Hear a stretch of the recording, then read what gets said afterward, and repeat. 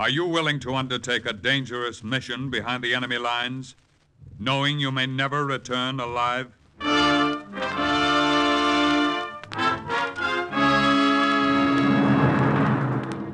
What you have just heard is the question asked during the war to agents of the OSS. Ordinary citizens who to this question answered, yes. This is Cloak and Dagger.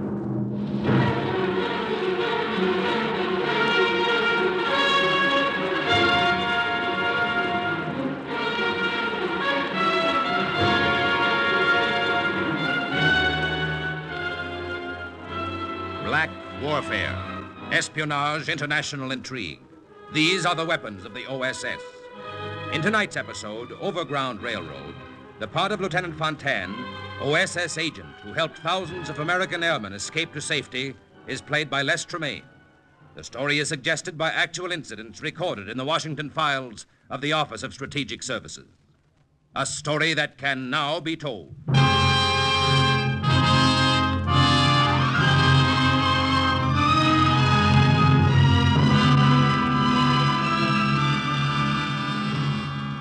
When a flyer was forced down behind enemy lines, he was just another fugitive, moving cautiously at night to avoid detection, fighting for survival.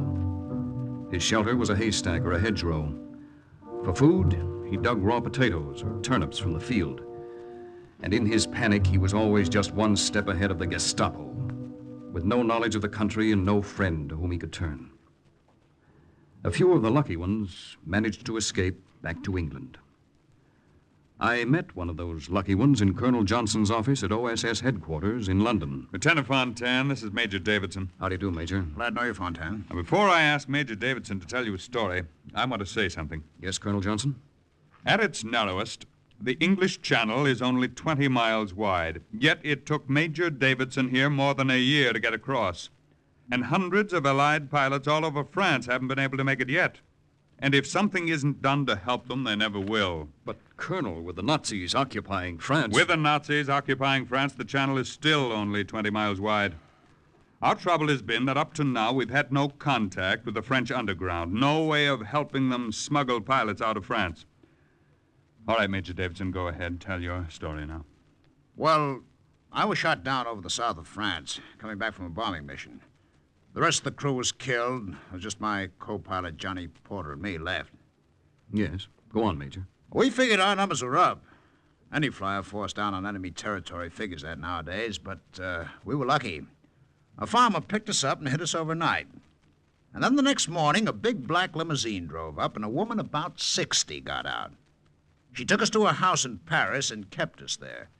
She found a way to smuggle us across the channel with a fisherman just a few days ago. Who was this woman, Major?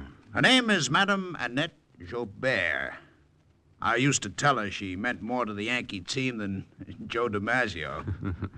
During the time we were with her, she managed to collect 2 more of our boys, but she has no way of getting them out of France. Well, what do you think, Fontaine? Just what you think, Colonel. For the first time, OSS has a lead, a contact.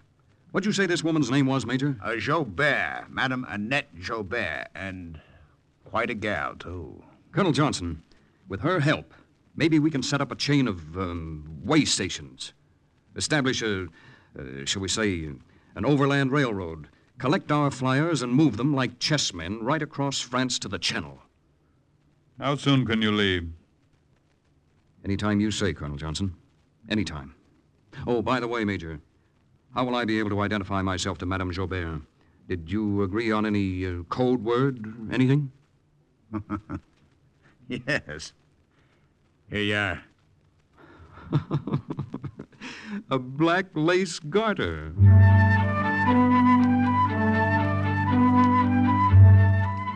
I left London a few days later and landed the next morning on the coast of France. A disguised fishing boat let me off, and I made my way to Paris undetected. It was spring, 1944. I was going to know April in Paris, but not the way any American tourist before the war had known it. The red dawn was touching the roofs of Paris and the golden dome of the Pantheon. Most of the city was still dreaming of other, better springtimes before the Germans came.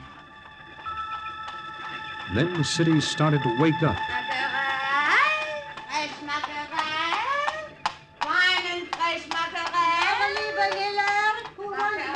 Bakers were at work through the windows, wetting the dough.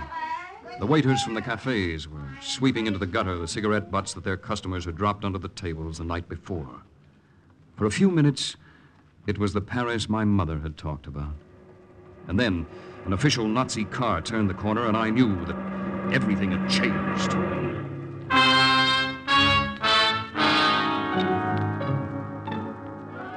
I made my way to 46 Rue d'Ancy, where I'd find Madame Annette Jobert.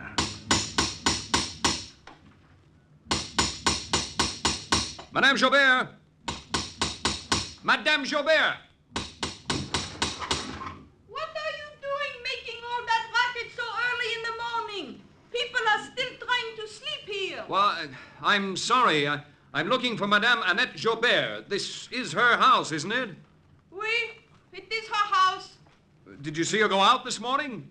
Do you think I have nothing better to do than keep an account of her comings and goings? But I did not see her go out this morning, and I have not seen her go out any morning for a week. She has moved.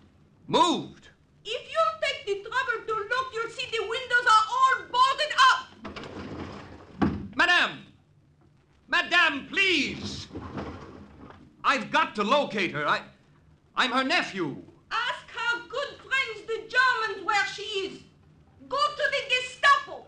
Now, wait a minute, please! I was up a blind alley. I had come to Paris because I had a contact. Now the contact was gone.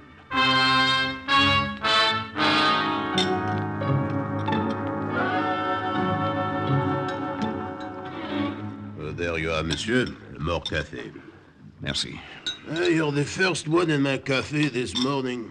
Oh, I remember Adder Springs. It was always crowded at this time. What is it, monsieur? Do you not feel well? Something wrong? Oh, no, not wrong exactly. It's just that I came to Paris to see my aunt. It seems she's moved and left no forwarding address. Oh, what a pity. But there is always one way to find her. A way? What is it? You have only to go to the Gestapo and ask. They will tell you. Go to the Gestapo and ask. Sure, why not? OSS wasn't particular who helped us as long as we got the help. I was sure Colonel Johnson wouldn't object to my letting even the Gestapo give us a hand.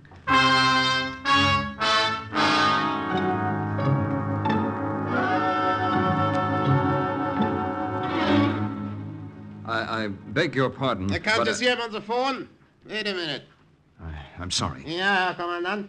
Ja, augenblicklich. Für augenblicklich, ja, ich werde augenblicklich einen Eilboten rüberschicken. Jawohl, Herr Kommandant, jawohl. Now, what is it? What do you want? I would like some information. What kind of information? I arrived from south of France this morning. I came to visit my aunt, only I discovered when I got here that she had moved. Well, what do you want us to do about it? Well, I merely request her change of address. I felt certain it would be in the records of the Gestapo. Natürlich is in our records. The address or change of address of anyone in Paris is listed with us. What's the name of your aunt? Jobert. Madame Annette Jobert, Sergeant. Mm-hmm. Yeah, let me see your papers. Oh, yes. Here you are. Mm-hmm. These papers of yours intrigue me. Never seen any like them before. Is something wrong with them? What? No, on the contrary. They're filled out extremely accurately. Usually one thing or another is omitted. I congratulate you on your thoroughness. Thank you, Sergeant. Thank you. Herr Commandant, there is a Frenchman at the front desk who is trying to locate his aunt, Madame Annette Jobert. Ja, Commandant. Jawohl, I'll send him in. Thank you. Thank you very much, Sergeant. Wait, one other thing. Your suitcase. What? My suitcase? No one is allowed past this desk without having his luggage or packages checked. Put your suitcase up here and open it. Suitcase was filled with clothing, but there was a false bottom to it. And in the false bottom was a shortwave radio. If the sergeant accidentally pushed the button that would reveal the radio... What are you so slow about? Here, give me that suitcase. Oh, yeah. Ach, Donnerwetter, das ist schwer. What do you have in it, rocks? Well, no, it's an old right, case. The never cowhide mind, with just metal open butt- it. Yes. There, you see? Just personal articles. Yeah. So I see. Do you think I expected you to walk into Gestapo headquarters with a time bomb or a shortwave radio in your suitcase, perhaps? That's just routine. I must check up everything. All right, go ahead. Commandant's office is right down the hall. First door you come to on the right.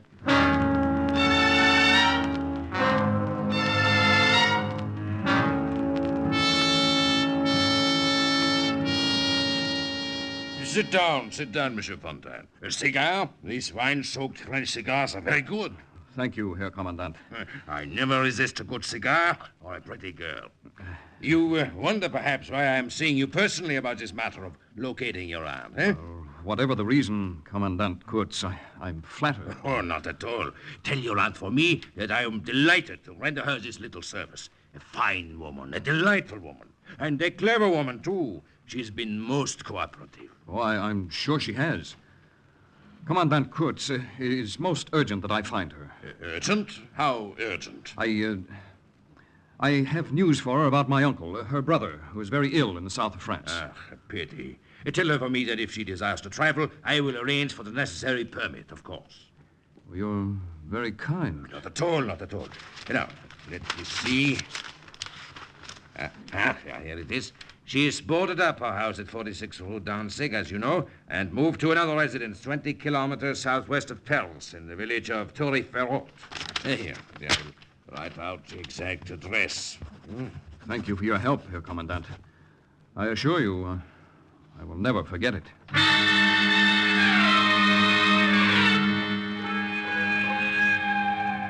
I took a train to the village of Tourry-Ferraud, and all the way I kept thinking about Madame Joubert. The German High Command evidently considered her one of the most important collaborationists. We considered her our most important contact with the French underground. She certainly had someone fooled. I hoped it was the Nazis. Madame Joubert is in here, monsieur, in the library. Merci. Monsieur Fontaine, madame. Come in. Come in. Cecile, you may go and close the door. Oui, madame. Come close. No, come closer. Let me have a good look at you. Eh bien, it's quite far enough. Now, what's all this nonsense about being my nephew? What's the matter, Auntie? Don't you recognize me? I've never seen you before in my life. I have regards for you from friends. Friends? Major Norman Davidson and Lieutenant Johnny Porter. I've never heard of them. You don't remember helping to smuggle them across the channel, Auntie? This is insolence. Of what are you accusing me? Of being an important link in the French underground. Nonsense. I know of no underground. If there is one, it does not concern me. Now, go back and tell them at Gestapo headquarters that they have made a mistake. And tell Commandant Kurtz I am hurt at his suspicions of me. What makes you think the Gestapo sent me? Only the Gestapo knows my change of address. They were very obliging. They gave it to me. I ask you to leave, monsieur. I am very busy this afternoon. I believe you lost this, Madame Joubert. That black lace garter, where did you get it? It was given to me by Major Davidson, who says you mean more to the Yankee team than Joe DiMaggio. Oh. Yes. He also told me to give you a great big kiss for him. Well, bless my heart. Bless my heart, indeed. You still want me to leave? You are as fresh as all Americans. Sit down, sit down. Thank you. So you just walked in and asked the Gestapo. Oh, stupid swine. Oh, I'd like to see their faces if they knew. Oh, come, Madame Joubert. Is that a way to talk? They think very highly of you. Which is just what I want them to think. Where are the other two pilots now, Madame? I deposited them in a monastery in the south for safety. Mm-hmm. But I have no way to get them to the channel. Look, Madame Joubert. Oui. Perhaps you and I can establish a chain of way stations, safe houses across France. Then the OSS can collect the hundreds of flyers who were shot down and You can send them back to safety. Yes, but how could I do that without help, without a way to contact England? I have a radio in the suitcase. Bon. Very well. In the morning, we will drive to the monastery. The monks there are friendly. They would be more than glad, I'm sure, to let us use that as a base to start operations. Oh, great. That's wonderful, Madame Joubert. You had a kiss for me from Major Davidson. Where is it? Right here, Auntie. Merci. And now, young man, you will oblige me by giving me back my garter.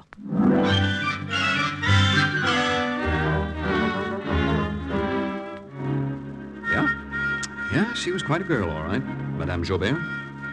She gave me a suite of rooms to myself, got me a chauffeur's uniform, decided my name should be Claude.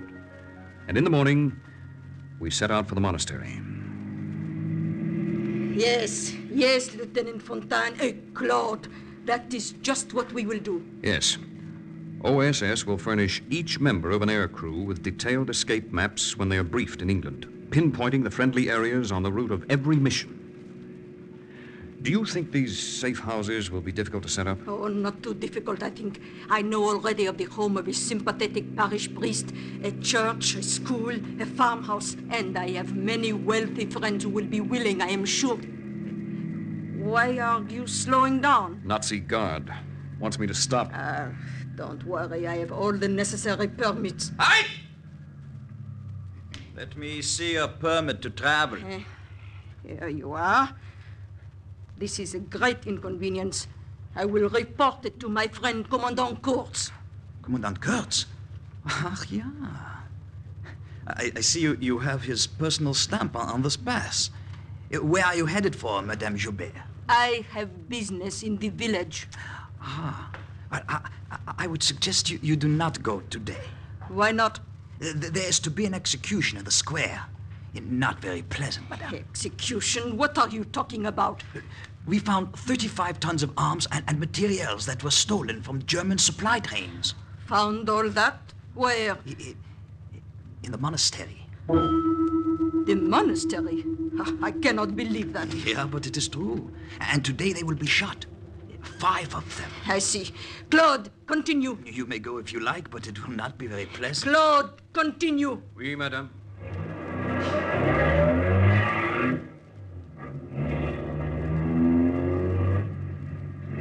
So they discovered the supplies in the monastery. What about the 2 American flyers you had hidden there? Did they discover them too? Are they among the 5? Quickly, drive quickly, Claude.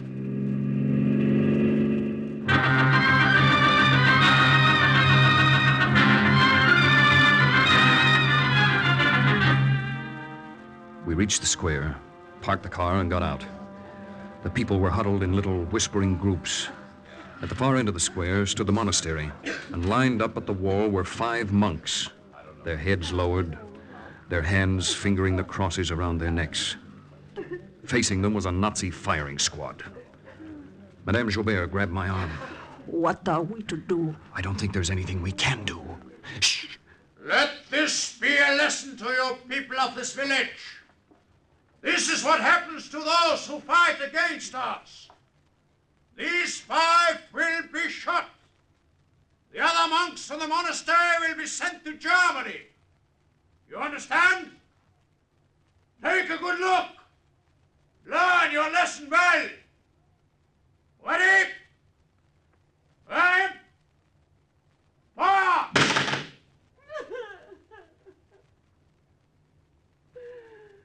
Madame Joubert and I went back to the car.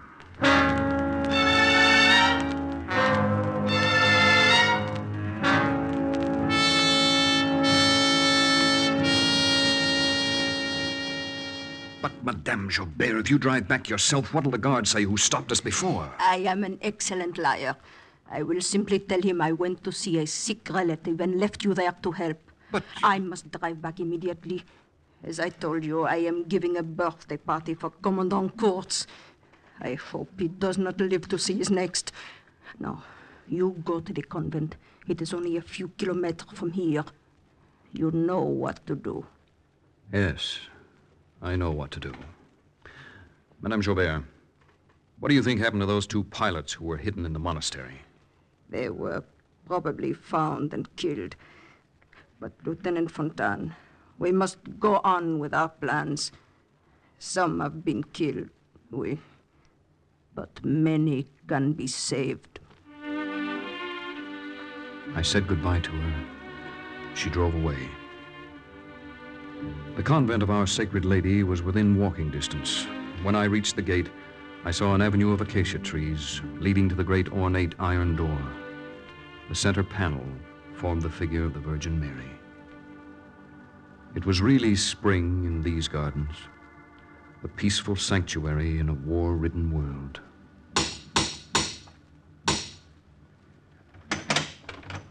What is your wish? I would like to see the Mother Superior. Follow me.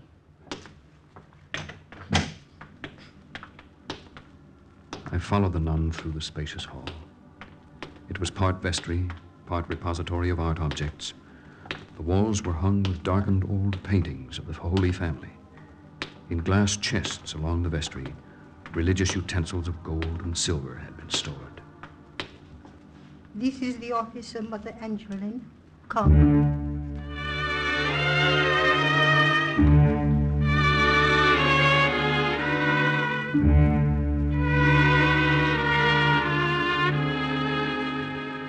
So you want me to let you use the convent of Our Sacred Lady as a base for your underground operations?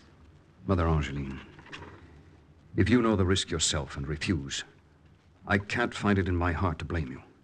But if you agree, I want you to know first just what those risks are. Tell me, my son. I've just come from the village. The monastery there was raided last night. With my own eyes, I saw 5 of the monks shot. The others were hauled away by the Nazis. Only God knows where. I know about that. I heard this morning. If this convent is used as a hideout and the shortwave radio is hidden here, can you imagine what the Germans would do if they found out? You would expect no better treatment than the monks received. I thank you for telling me this. You are right. It is a great risk. I have many under my care here. They depend on my wisdom to do the right thing. Of course. You have the other sisters to consider. You came here today to convince me of your cause. I'm afraid I must disappoint you. What's that? You see, What's the matter? A German armored car. I can see it from the window. Coming here? I'm afraid so. It is the first time we have been raided. I am not looking forward to their muddy boots in this place of God. They'll find me, Mother Angeline. What can I do? Where can I hide? They are at the door. You rang for me, ma mère. Yes, Sister Therese. Give my friend one of the sisters' robes. One long enough to cover him, and a hood. Oui, ma mère. The other sisters, are they already in the chapel? Oui, ma mère. They have started the afternoon adoration. See that my friend joins them in prayer. Then open the main door. We have visitors.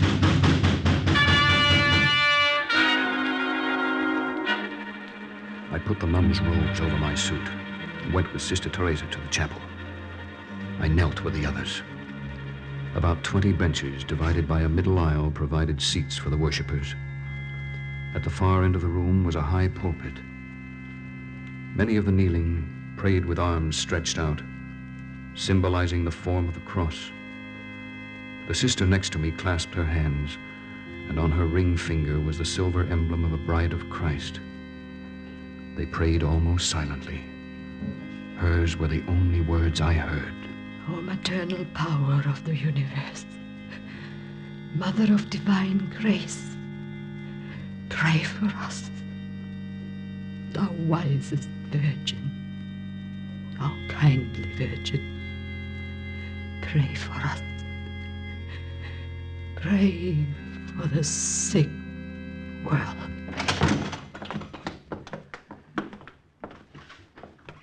Good sisters, these soldiers wish to search the chapel. I must bow to their wishes and ask you to file back to your cells. Leave now, quickly and quietly, please. My head lowered, the hood covering my face. I got into the line with the sisters. I bent my knees slightly so that the robes would cover the chauffeur's boots I was wearing.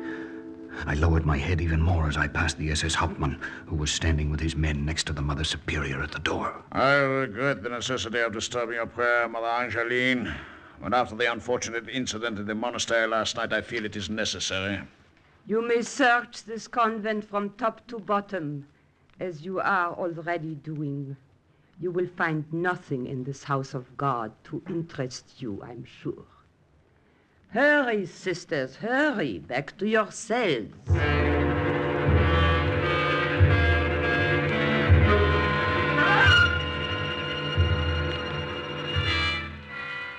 They're really gone, Mother Angeline?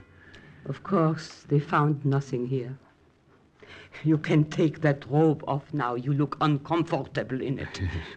Thank you for protecting me.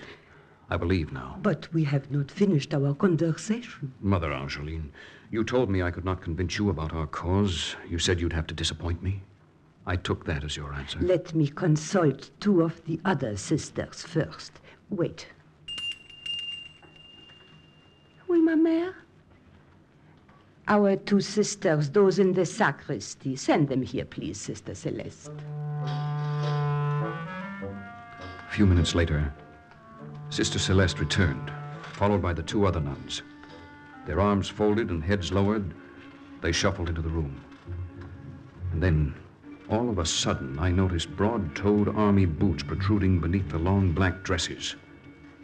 One of the heads raised, and I saw that he needed a shave. Mother Angeline, I don't understand. These men. They are American pilots brought here yesterday when the monks received underground information that the monastery would be raided. Major Kirstein, Captain Lewis. This is Lieutenant Fontaine of the OSS. OSS? That's great. Have you got a way of getting us out of France, Lieutenant? Yeah. Say, what happened to Madame Jobert? She all right? Yeah, she's all right. Mother Angeline, you led me to believe I wouldn't be able to convince you of our cause. Of course not, son. How could you, since I was already convinced?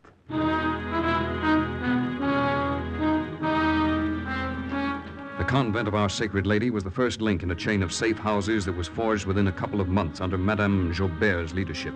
We moved Major Kirstein and Captain Lewis along that chain until they reached the coast of France. They waited, hidden in a farmer's barn, while I established contact with headquarters in London. Agent Fontaine to OSS headquarters in London. Overground railroad established. Train on the tracks. Passengers ready to leave and waiting. Pick them up and make room for more to come.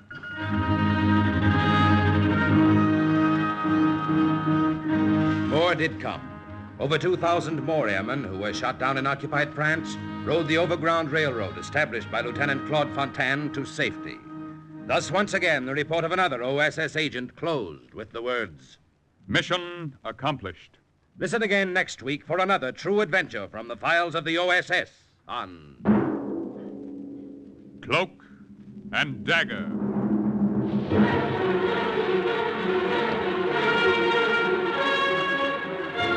Heard in tonight's Cloak and Dagger adventure as Lieutenant Fontaine was Les Tremaine, Madame Jobert, Bryna Rayburn, and Mother Angeline Lily Valenti. The script was written by Winifred Wolfe and Jack Gordon. The music was under the direction of John Gart. Sound effects by John Powers and Manny Siegel. Today's OSS adventure was based on the book Cloak and Dagger by Corey Ford and Alistair McBain. This program was produced by Louis G. Cowan. The National Broadcasting Company extends its heartiest congratulations to station WBEN, Buffalo.